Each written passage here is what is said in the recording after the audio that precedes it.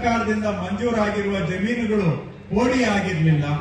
ಅಂತಹದ್ದು ಸುಮಾರು ಒಂದು 40,000ಕ್ಕಿಂತ ಜಾಸ್ತಿ ಪೋಡಿ ಆಗದೆ ಇರೋ ಜಮೀನುಗಳ ಪೈಕಿ ಈಗ ಒಂದು 20,000 ಜಮೀನು ಪೋಡಿ ಮಾಡುವಂತ ಕೆಲಸ ಮಾಡ್ತಾ ಇದ್ದೇವೆ. ಇನ್ನೂ ಒಂದು 5-8 ಸಾವಿರ ಆಗುತ್ತೆ. ಬರೋ ಒಂದು 2-3 ತಿಂಗಳಲ್ಲಿ ಎಲ್ಲ ಸೇರಿಸಿದ್ರೆ ಒಂದು 27-28 ಸಾವಿರ ರೈತರಿಗೆ ಯಾವುದೋ ಕಾಲದಲ್ಲಿ ಮಂಜೂರಾಗಿರೋ ಜಮೀನು, ಆದ್ರೆ ಇಲ್ಲಿವರೆಗೂ ಪೋಡಿ ದುರಸ್ತ ಆಗಿಲ್ಲ.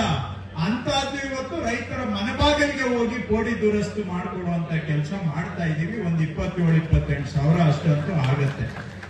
ಎರಡನೇದು, ಸುಮಾರು ಜನ ಮನೆಗಳು ಕಟ್ಕೊಂಡು ಬಿಟ್ಟಿದ್ದಾರೆ, ಹಕ್ಕುಪತ್ರಗಳು ಕೊಟ್ಟಿರ್ಲಿಲ್ಲ. ಅಂತವ್ರನ್ನೆಲ್ಲ ಗುರುತಿಸಿ ಈಗ ಕಳೆದ 6 ತಿಂಗಳಿಂದ ತಾಲೂಕಲ್ಲೂ ಕೂಡ ಹುಡುಕಿಸಿ ಅಂತ ಎಷ್ಟು ವಸತಿ ಪ್ರದೇಶ ಅಂತ ಕರಿತೀವಿ. ನಿಮ್ ಪ್ರಕಾರ ಅದು ಊರಿದೆ, ಆದ್ರೆ ದಾಖಲೆಯಲ್ಲಿ ಊರು ಅಂತ ಇಲ್ಲ, ಆ ಮನೆಗೆ ಹಕ್ಕುಪತ್ರನೂ ಇಲ್ಲ. ಅಂತವುಗಳು ಸುಮಾರು ಒಂದು 260 ಅಥವಾ ಇನ್ನೂ ಹೆಚ್ಚು ವಸತಿ ಪ್ರದೇಶಗಳನ್ನ ಗುರುತಿಸಿದ್ದೇವೆ. ಈಗ 700 ದಾಟಿದೆ. ಈಗ ಎಲ್ಲಾನು ಮಾಡಕ್ಕಾಗುತ್ತೆ ಇಲ್ವೋ ಗೊತ್ತಿಲ್ಲ, ಬಟ್ ಒಂದು 700 ಏನು ಅಲ್ಲಿ ಜನ ಮನೆ ಕಟ್ಕೊಂಡು ವಾಸ ಮಾಡ್ತಾ ಇದ್ದಾರೆ, ಆದ್ರೆ ಮನೆಗಳಿಗೆ ಹಕ್ಕುಪತ್ರ ಇಲ್ಲ. ಅಂತದ್ದು 700 ಊರುಗಳನ್ನ ಗುರುತಿಸಿದ್ದೇವೆ. ಎಷ್ಟು ಜನ ಆಗ್ಬೋದು ಅಲ್ಲಿ ವಾಸ ಮಾಡ್ತಾ ಇರೋರು? 29,000 ಸಂಸಾರಗಳು ವಾಸ ಮಾಡ್ತಾ ಇದ್ದಾರೆ. ಅವ್ರ ಮನೆಗಳಿಗೆ ಹಕ್ಕುಪತ್ರ ಇಲ್ಲ. ಈಗ ಅವೆಲ್ಲಾನು ಜಿಲ್ಲೆಯಲ್ಲಿ ಮೂಲೆ ಮೂಲೆಯಲ್ಲೂ ಹುಡುಕಿಸಿ ಈ 29,000 ಕುಟುಂಬಗಳದ್ದು ಅವ್ರಿಗೆ ಹಕ್ಕುಪತ್ರ ಕೊಡಬೇಕು ಅಂತೇಳಿ ಈಗ ಅದನ್ನ ಗುರುತಿಸಿದೀವಿ. ಹಕ್ಕುಪತ್ರ ಕೊಡೋದಕ್ಕೆ ಮುಂದಿನ ವರ್ಷ ಆಗುತ್ತೆ. ಯಾಕೆ ಅಂತ ಹೇಳಿದ್ರೆ ಈ ಸೆನ್ಸಸ್ ಕೆಲಸ ಆರಂಭ ಆಗಿದೆ. ಸೆನ್ಸಸ್ ಕೆಲಸ ನಡೆಯುವಾಗ ನಾವು ಹಕ್ಕುಪತ್ರ ಕೊಡಕ್ಕೆ ಬರೋದಿಲ್ಲ. ಯಾಕಂದ್ರೆ ಹೊಸ ಊರು ಅಂತ ನಾವು ಘೋಷಣೆ ಮಾಡಕ್ಕಾಗಲ್ಲ, ಘೋಷಣೆ ಮಾಡದೆ ಹಕ್ಕುಪತ್ರ ಕೊಡಕ್ಕಾಗಲ್ಲ. ಸೆನ್ಸಸ್ ಮುಗಿಯೋದು ಮುಂದಿನ ವರ್ಷ ಜೂನ್ ತಿಂಗಳಿಗೆ ಮುಗೀತದೆ. ಆ ಮುಗಿದ ತಕ್ಷಣ ಅವ್ರಿಗೆಲ್ಲರಿಗೂ ಹಕ್ಕುಪತ್ರ. 29,000ದಲ್ಲಿ ಎಲ್ಲಾರು ಎಲಿಜಿಬಲ್ ಆಗ್ತಾರೆ ಗೊತ್ತಿಲ್ಲ ನನ್ಗೆ, ಆದ್ರೆ ಒಂದು 70% ಅಂದ್ರೂ ಕೂಡ ಒಂದು 20-25 ಸಾವಿರ ಕುಟುಂಬಗಳಿಗೆ ಹಕ್ಕುಪತ್ರ ಕೊಡೋದಕ್ಕೆ ಎಲ್ಲ ತಯಾರಿಯನ್ನ ನಾವು ಮಾಡ್ಕೊಳ್ತಾ ಇದ್ದೀವಿ. ಇವು ಜಿಲ್ಲೆಯಲ್ಲಿರುವಂತ ಪ್ರಮುಖ ಸಮಸ್ಯೆಗಳು. ಇನ್ನ ಫಾರೆಸ್ಟ್ ಸ್ವಲ್ಪ ಸುಮಾರು ಸಮಸ್ಯೆಗಳಿದೆ.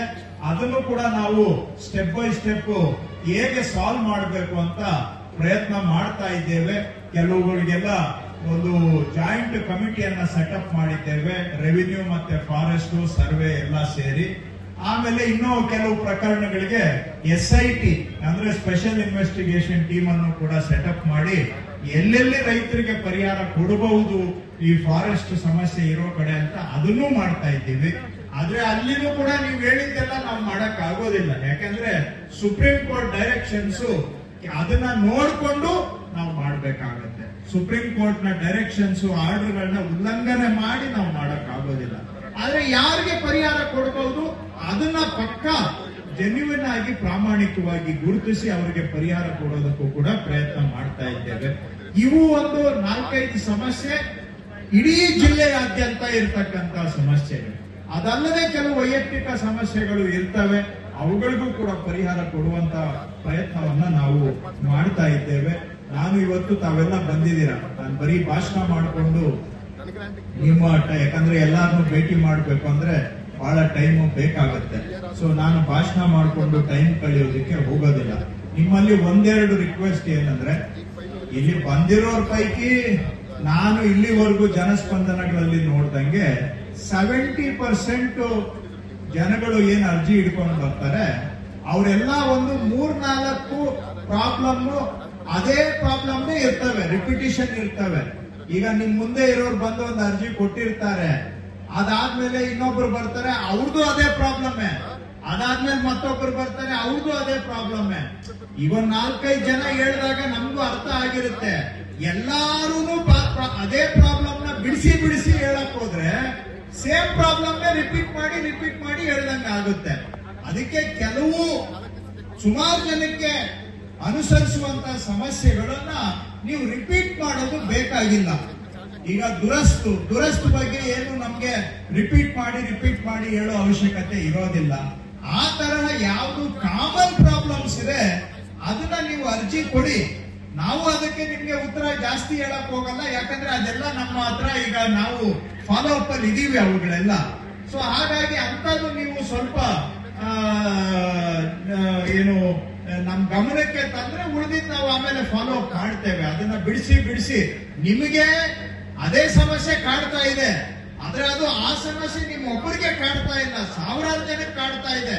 ಅಂತ ಸಮಸ್ಯೆಗಳು ಆಲ್ರೆಡಿ ನಮ್ಮ ಹತ್ರ ನಾವು ಫಾಲೋ ಅಪ್ ಅಲ್ಲಿ ಇದೀವಿ.